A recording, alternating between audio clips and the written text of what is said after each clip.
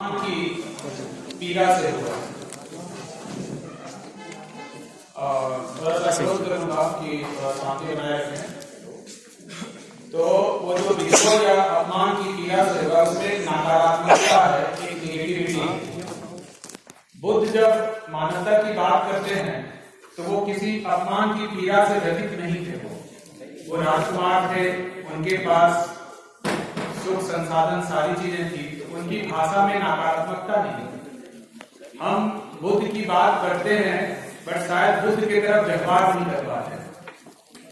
हम अपनी अपमान की पीड़ा से हम यदि ब्राह्मण वर्ग हमारा वर्गीय शत्रु भी है तो भी मैं बिल्कुल इस बात से सहमत नहीं हूं कि उनको अपमानित किया जाए, उनके प्रति दुराग्रह या उनके प्रति जो है अपमानजनक भाषा, उनकी डिग्निटी या गरिमा पे हमला किया जाए। एक बहादुर, एक वॉरियर कम्युनिटी अपने शत्रु की भी गरिमा की रक्षा करता है।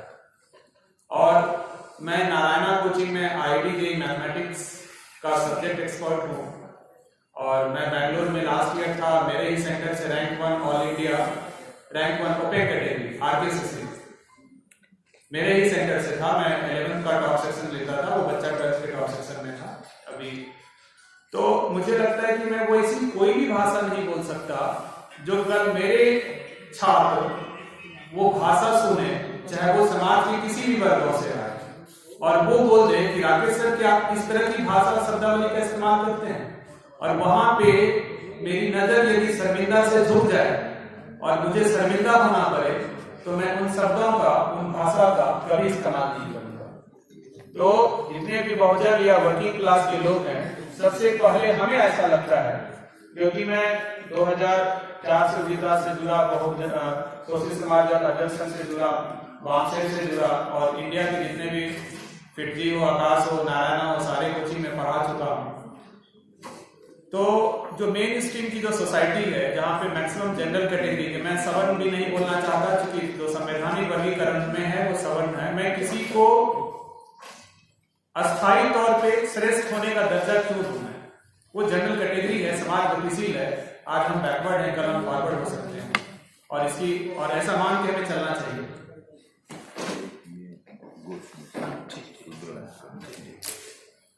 तो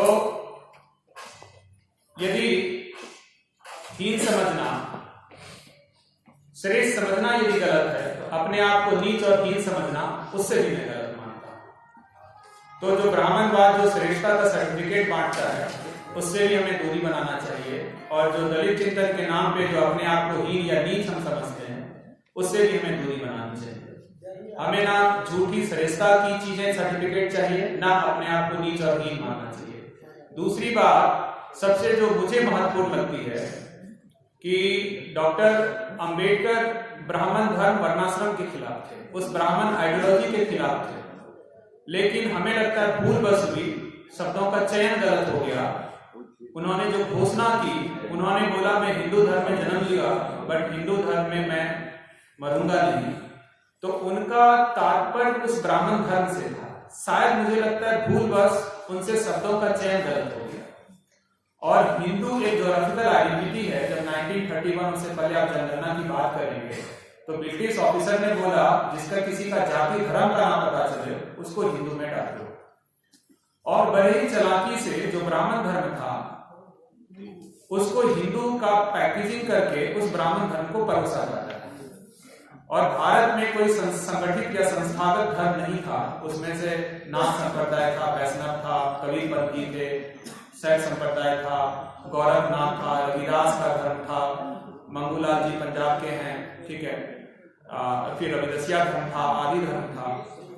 तो उसको ब्राह्मण धर्म को हिंदू के पैकेजिंग में करके स्थापित कर दिया गया, हिंदू पहचान को हिंदू धर्म के रूप में स्थापित किया गया, और सारे के सारे दलित इंटेलेक्चुअल, ओबीसी इंटेलेक्चुअल हिंदू पहचान पे हमला करते हैं। तो आप हिंदू आइडेंटिटी पे जितना हमला करेंगे, हिंदू पहचान पे आप जितना हमला करेंगे, भाजपा संघ उतना मजबूत होगा। और ये बात तथाकथित दलित चिंतक जानते हैं, मुझे तो लगता है जानते हैं, क्योंकि मैं उदित राज जी के साथ बैठ के पूरी अपनी आर्टिकल समझा के बोला सर आपको बोलना है तो ब्राह्मण धर्म बोलिए। आप हिंदू पहचान पे हमला करेंगे तो हमारा जो गांव में बैठा हुआ आम आदमी है उसे ये अंतर नहीं समझ में आता है कि कौन ब्राह्मण धर्म है कौन हिंदू धर्म है। सीधा समझता है हमारे धर्म पे हमला किया, हमारी आइडेंटिटी पे हमला किया। तो जब आप किसी के आइडेंटिटी पे, किसी के पहचान पे हमला करेंगे आप, तो वो अपने आइडेंटिटी को लेके कॉन्शियस होगा वो, और वो उस आइडेंटिटी का जो प्रतिनिधि कर रहा है उसके समर्थन में वोट देगा, भाजपा से मजबूत होगी।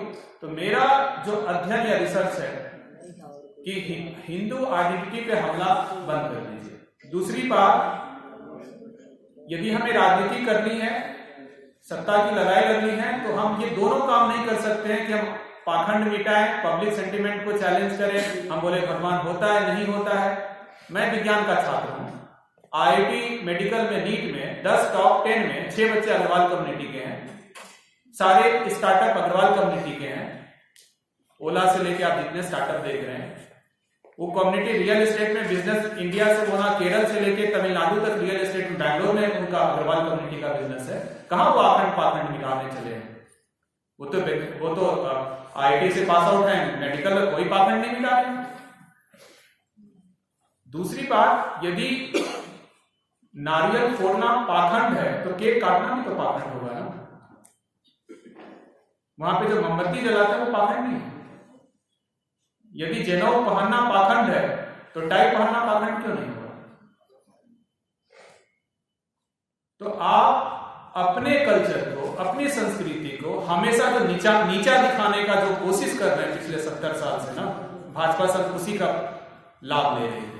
जनेऊ कुछ लोग पहन सकते हैं, टाई कोई पहन सकता है। हाँ, टाई कोई पहन सकता है। हाँ, टाई कोई पहन सकता है, ठीक है, लेकिन जनेऊ वो ब्राह्मण धर्म की परंपरा है।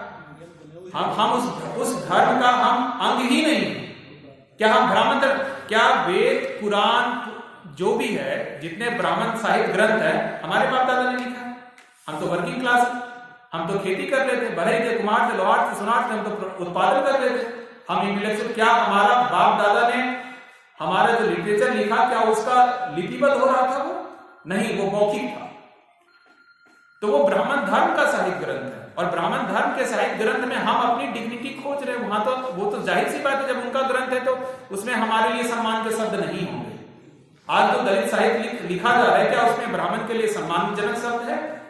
क्या रविदास ने जो बात बोली उनमें ब्राह्मण के लिए सम्मानजनक शब्द है?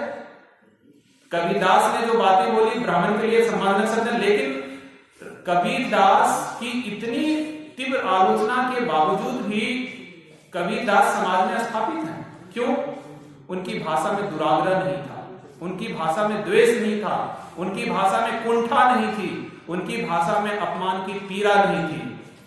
और यदि हम अपनी विचारधारा को स्थापित करना चाहते हैं ना, तो हम बुद्ध का नाम लेने से पहले बुद्ध की तरफ बन के ही दिखाएं। आप जितने भी अभिजात परिवार हैं, जितने भी अपर कास्ट का जो एलीट क्लास है, कुलीन लोग हैं, सबके घर में बुद्ध की मूर्ति देखेंगे आप। क्योंकि बुद्ध जब पेट भर जाता है ना, जब आध्यात्मिक सुख चाहिए, जब मानसिक सुख चाहिए, तब बुद्ध की जरूरत पड़ती है, तब ओशो की जरूरत पड़ती है, तब विवेकानंद की जरूरत पड़ती है। लेकिन हमारे लोग वर्किंग क्लास के लोग हैं, उन्हें बुद्ध से ज्यादा हमें ऐसा लगता है कि कबीर की जरूरत है।